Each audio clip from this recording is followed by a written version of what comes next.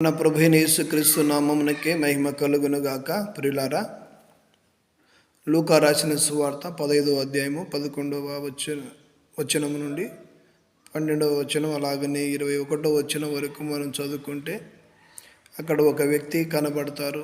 ఒక తండ్రి అలాగనే తనకిచ్చిన దేవుడిచ్చిన కుమారులు. ఆ కుమారులలో ఇద్దరు కుమారుల్లో ఒక చిన్న కుమారుడు తండ్రి తనకు వచ్చే ఆస్తిలో సగభాగమిమ్మని సగభాగాన్ని పంచుకున్నాడు. కాబట్టి మొదటిగా తండ్రి దగ్గర ఇద్దరు కుమారులు ఉన్నారు. ఆ తండ్రి ఆ ఇద్దరు కుమారులకు ఏ లోటు లేకుండా చూసుకుంటున్నాడు.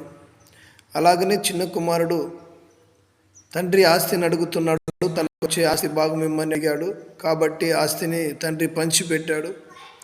అలాగనే పంచి పెట్టుకున్న తర్వాత ఆ ఆస్తిని చిన్న కుమారుడు తీసుకున్న తర్వాత దూరదేశానికి వెళ్ళిపోయాడు.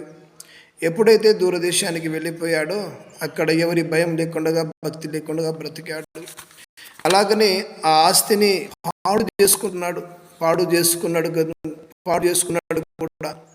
ఎందుకు పాడు చేసుకున్నాడంటే ఇంకా విచ్చలవిడిగా తినడం, తాగడం, ఇంకా ఎవరు చెప్పేవాళ్ళు నాకు లేరులే అని చెప్పేసి ఎలా పడితే అలా బ్రతకడం, భయం లేకుండా బ్రతికాడు. కాబట్టి తన ఆస్తి అంతా పాడైపోయింది. అలాగనే ఆ ఆస్తిని మనం చూచినప్పుడు అంతా ఖర్చు చేసుకున్నాడు. ఇంకా ఇబ్బందులు పాడైపోయాడు. ఇంకా ఎవరి దగ్గర చేయి చాపినా ఇచ్చే పరిస్థితిలో తాను ఇంకా పొందుకునే స్థితిలో లేడు. ఎవరిచ్చే స్థితిలో కూడా అతనికి ఎవరు సాయం చేసే స్థితిలో కూడా లేరు. అందుకే నేను అంటాను, ఉన్నప్పుడు అందరూ మన చుట్టూ ఉంటారు. అలాగనే మన దగ్గర అంతా అయిపోయిన తర్వాత అందరూ మనకు వదిలి వెళ్ళిపోతారు. కాబట్టి అందరు ఉన్నారు, తిన్నారు, త్రాగారు, ఇష్టానుసారంగా జీవించారు, ఇష్టానుసారంగా తాను కూడా బ్రతికాడు. ఆ బ్రతుకు ఇంకా చినిగిపోయిన ఇస్తరా గులవలే తన బ్రతుకంతా అయిపోయింది. కాబట్టి నేను అంటాను, ఇబ్బంది పడ్డాడు. అలాగనే కనికరించేవారు ఒక్కరు కూడా లేరంట అక్కడ. కాబట్టి ఈ లోకంలో పాడైపోయిన తర్వాత మనకు కనికరించేవారు ఒక్కరు ఉండరు. ఉన్నప్పుడైతే చాలామంది మనకు ఆశ్రయం ఒకవేళ ఉండాలని అనుకొని మా దగ్గరికి వస్తారు. కానీ అంతా అయిపోయిన తర్వాత మనకు కూడా కనికరించేవారు ఎవరు ఉండరు. కాబట్టి చిన్న కుమారుడు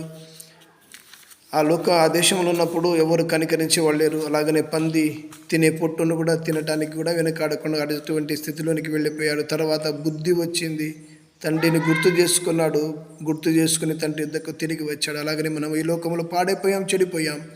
అలాగనే పాడైపోయినా మనం ఒక్కసారి ప్రభు వైపు చూస్తే నిజంగా పాడైపోయిన జీవితాన్ని, పాడైపోయిన బ్రతుకును దేవుడు బాగు చేసి సమృద్ధిని మన కుటుంబాల్లో, మన జీవితాల్లో సమృద్ధిని దేవుడు దయచేస్తాడు. కాబట్టి ఈ చిన్న కుమారుని చూచి మనం బుద్ధి తెచ్చుకొని తండ్రి వైపు ఎలాగైతే వెళ్ళాడు, మనం కూడా పాడైపోయిన మనం ప్రభువైన యేసుక్రీస్తు వైపు తిరిగితే మన హృదయాన్ని, మన కుటుంబాన్ని, మన జీవితాన్ని బాగు చేస్తాడు. దేవుని నామానికి మహిమ కలుగును గాక. ఆమేన్.